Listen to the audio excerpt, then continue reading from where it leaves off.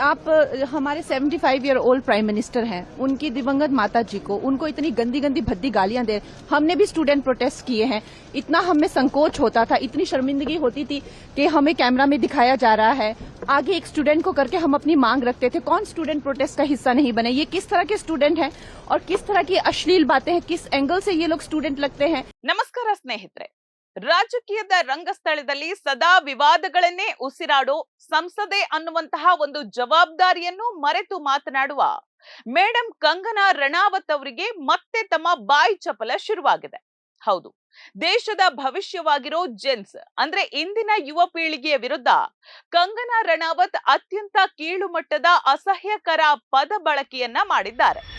ಜಂತರ್ ಮಂತರ್ನಲ್ಲಿ ತಮ್ಮ ಹಕ್ಕುಗಳಿಗಾಗಿ ಭವಿಷ್ಯಕ್ಕಾಗಿ ಧ್ವನಿ ಎತ್ತಿದ ವಿದ್ಯಾರ್ಥಿಗಳನ್ನ ನೋಡಿ ಮೇಡಂ ಅವರಿಗೆ ವಾಂತಿ ಬರ್ತಾ ಇದೆಯಂತೆ. ಅಷ್ಟಕ್ಕೂ ಕಂಗನಾ ಮೇಡಂ ಅವರಿಗೆ ವಾಂತಿ ಬರ್ತಾ ಇರೋದು ಯುವಕರ ಪೋಸ್ಟರ್ ನೋಡಿಯೋ ಅಥವಾ ತಮ್ಮ ಒಳಗಡೆ ತುಂಬಿರುವಂತಹ ಆ ಕಹಿ ಮತ್ತು ವಿಪರೀತ ದ್ವೇಷದ ಪರಿಣಾಮವೋ? ದೇಶದ ಯುವ ಜನತೆಯನ್ನ ಜನರೇಷನ್ ಗಟ್ಟರ್ ಅಂತ ಕರೆದಿರುವಂತಹ ಈ ಸಂಸದೆಯ ಒಳಗಡೆ ಎಷ್ಟೊಂದು ಅಹಂಕಾರ ಮತ್ತು ಗಲೀಜು ಆಲೋಚನೆಗಳು ತುಂಬಿರಬಹುದು ಅಂತ ನೀವೇ ಯೋಚನೆ ಮಾಡಿ. ತಮಗೆ ಬೇಡವಾದ ಧ್ವನಿ ಕೇಳಿಸಿದ ತಕ್ಷಣ ಇಡೀ ಪೀಳಿಗೆಯನ್ನೇ ಕಸದ ಬುಟ್ಟಿಗೆ ಹೋಲಿಸೋದು ಇವರ ಸಂಸ್ಕಾರ ಏನು ಅನ್ನೋದನ್ನ ತೋರಿಸ್ತಾ ಇದೆ.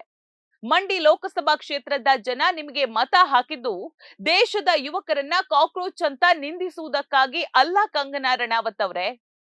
ಸಿನಿಮಾ ರಂಗದಲ್ಲಿದ್ದಾಗ ಸೋತು ಸುಣ್ಣವಾಗಿ ರಾಜಕೀಯಕ್ಕೆ ಬಂದು ಒಂದಷ್ಟು ಚಪ್ಪಾಳೆ ಗಿಟ್ಟಿಸಿಕೊಳ್ಳೋದಕ್ಕೆ ನೀವು ದಿನನಿತ್ಯ ಮಾಡ್ತಾ ಇರುವಂತಹ ಆ ನಾಟಕಗಳು ದೇಶದ ಜನರಿಗೆ ಅರ್ಥ ಆಗ್ತಿಲ್ಲ ಅಂತ ಅನ್ಕೊಂಡಿದ್ದೀರಾ?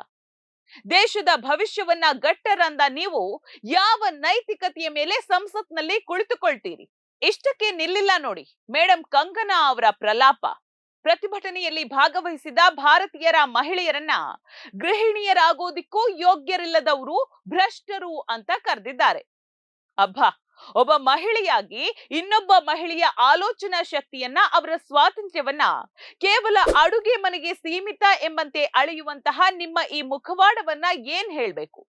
ತಮ್ಮ ಇಡೀ ಜೀವನದಲ್ಲಿ ಗ್ಲಾಮರ್, ಪಾರ್ಟಿ, ಪಾಶ್ಚಿಮಾತ್ಯ ಸಂಸ್ಕೃತಿಯನ್ನೇ ಉಸಿರಾಡಿದ ಕಂಗನಾ ರಣಾವತ್ ಇವತ್ತು ಬೇರೆಯವರ ಬಟ್ಟೆ, ಮದ್ಯಪಾನ ಮತ್ತು ಜೀವನ ಶೈಲಿಯ ಬಗ್ಗೆ ಜಡ್ಜ್ಮೆಂಟ್ ಕೊಡೋದಕ್ಕೆ ಬಂದಿದ್ದಾರೆ. ತಾವೇನು ದೇಶದ ಸಂಪ್ರದಾಯವನ್ನ ಗುತ್ತಿಗೆ ಪಡೆದಿದ್ದೀರಾ ಮೇಡಂ ಅವರೇ?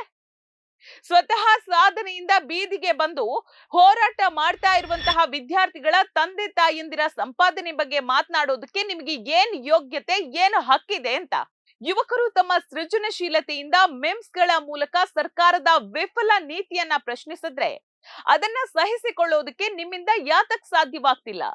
ಅವರು ತಮ್ಮನ್ನ ತಾವು ಸ್ವವ್ಯಂಗ್ಯದಿಂದ ಕರೆದುಕೊಂಡಿದ್ದನ್ನೇ ಗಂಭೀರವಾಗಿ ತೆಗೆದುಕೊಂಡು ಅಸಹ್ಯ ಅನ್ನುವ ನಿಮಗೆ ಕನಿಷ್ಠ ಇಂದಿನ ಯುವಕರ ಭಾಷೆ ಮತ್ತು ಅವರ ಆಕ್ರೋಶದ ಹಿಂದಿನ ಸಂವೇದನೆ ಅರ್ಥ ಮಾಡಿಕೊಳ್ಳುವಷ್ಟು ಬುದ್ಧಿವಂತಿಕೆ ಇಲ್ವಾ?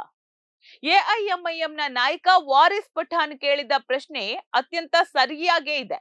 ಮೇಡಂ ಕಂಗನಾ ರಾತ್ರಿ ಹಗಲು ಕಷ್ಟಪಟ್ಟು ಓದಿದ ಕೋಟ್ಯಾಂತರ ಯುವಕರ ಭವಿಷ್ಯ ಪೇಪರ್ ಲೀಕ್ ನಿಂದಾಗಿ ಬೀದಿಗೆ ಬಂದಾಗ ಅವರು ಪ್ರತಿಭಟಿಸದೆ ನಿಮ್ಮಂತೆ ಮನೆಯಲ್ಲಿ ಕೂತು ಟ್ವೀಟ್ ಮಾಡಬೇಕಿತ್ತ?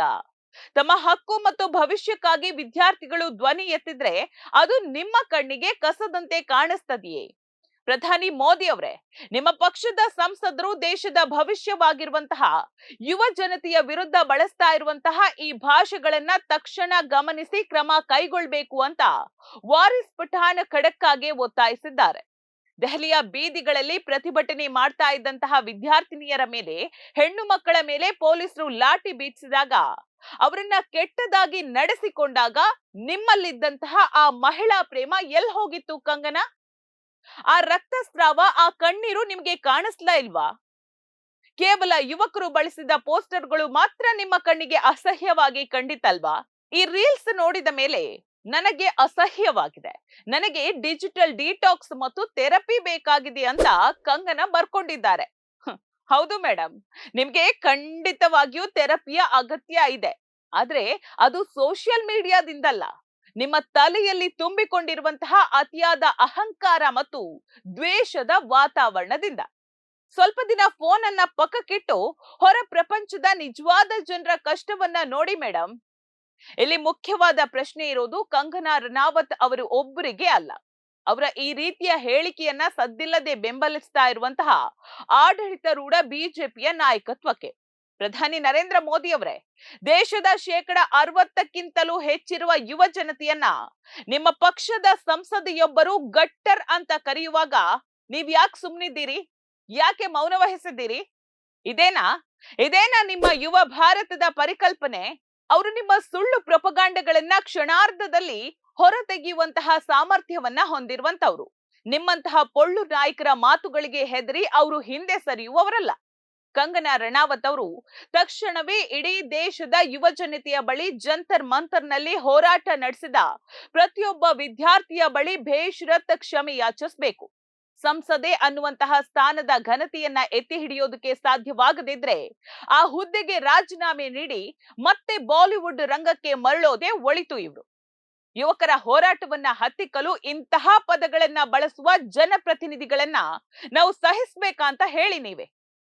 ರಾಜಕಾರಣಿಗಳ ಕೆಲಸ ನಮಗೆ ಕೆಲಸ ಕೊಡೋದು, ವ್ಯವಸ್ಥೆಯನ್ನ ಸರಿಪಡಿಸೋದೇ ಹೊರತು ಪ್ರಶ್ನಿಸುವ ಯುವಕರನ್ನ ಗಟ್ಟರ್ ಅಂತ ನಿಂದಿಸೋದಲ್ಲ.